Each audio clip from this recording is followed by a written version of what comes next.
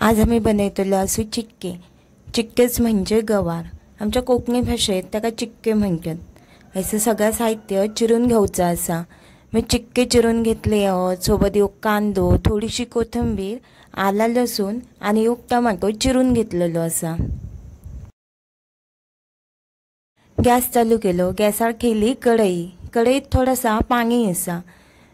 तर पाणी पूर्णपर्यंत जिराव्या म्हणजेच आपली कढई मस्त अशी गरम जाणे होई. पाणी असताना जर तेल घातला तर फोडणी अंगावर उडवायची शक्यता असता. कढईत मस्तपैकी 2 चमचे टेबलस्पूनचे तेल घालून घेतला असा. तेल थोडा गरम झाला का भुतूर आला आणि लसूण जे आपण ठेचून घेतलेली असा ती घालून घ्यायची असा. हय माझा तेल थोडा जास्तच गरम झालेला असा, त्यामुळे आला आणि लसूण सोमती भाजा नेली.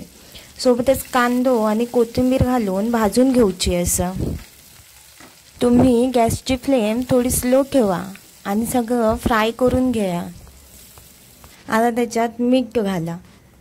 मी डायरेक्ट फोडणीतच मीठ घालून घेतोय, म्हणजे पुन्हा पुन्हा मीठ घालूची गरज पडणार नाही. तुम्ही नंतर पण मीठ ॲड करू शकता.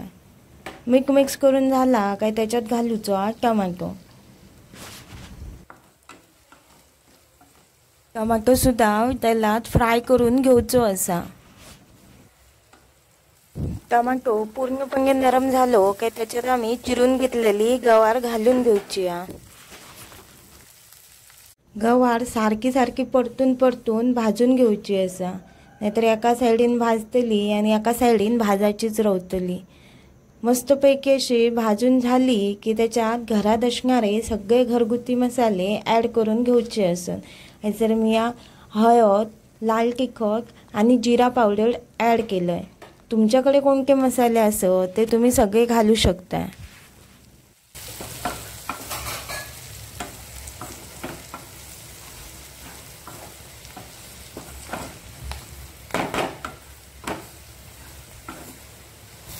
सगळ्या चिक्क्यांका बरोसो मसालो लागासर परतून घ्यायचा असा. हय चिक्क्यांका मसालो लागान झालेलो असा. बरो लागलो काय त्याच्यात तुमचे किती चिक्के आहोत त्याच्यानुसार थोडंसं पाणी त्याच्यात ॲड करूचा, जेणेकरून सगळे चिक्के शिजान येऊ. मी हयसर एक मोठो कप पाणी घालून घेतलेला असा. पाण्याक बरी अशी उकळी येऊ. उकळी म्हणजेच बुडबुड येऊ. आता गॅसची फ्लेम स्लो करून ठेवची असा. शिजासर आमका शेंगदाण्याचो कूट बनवचो असा. त्याच्यासाठी थोडेसे शेंगदाणे आणि त्याचसोबत सुक्या खोबरा घालून भाजून घ्यायचं असा. तुमच्याकडे सुक्या खोबरा नसा तर तुम्ही वल्लो नारळ सुद्धा यूज करू शकता. दोन्ही आयटम मस्तपैकी भाजून घेतल्या उपरांत ते मिक्सराक लावून घ्यायचे आहेत. मिक्सराक लावून त्यांचो मस्त असो कूट बनवचो असा. कूट बनवून झालेलो आणि भाजयेतला पाणी सुद्धा आटत इल्लेला असा. आता त्याच्यात जो कूट बनवलेलो असा तो मिक्स करून घ्यायचो असा. कूट मिक्स करून झालो की 2 मिनटां त्याला मस्त अशी मंद आचेवरच परतून घ्यायचो असा. सगळ्या भाजयेक कूट लागलो काय गॅस बंद करून तुम्ही भाजी खाऊक शकता. चला मग फॉलो करा अशा साध्या आणि सिंपल रेसिपींसाठी. भाजी मस्तपैकी तयार झालेली असा. खाऊक एक नंबर लागता.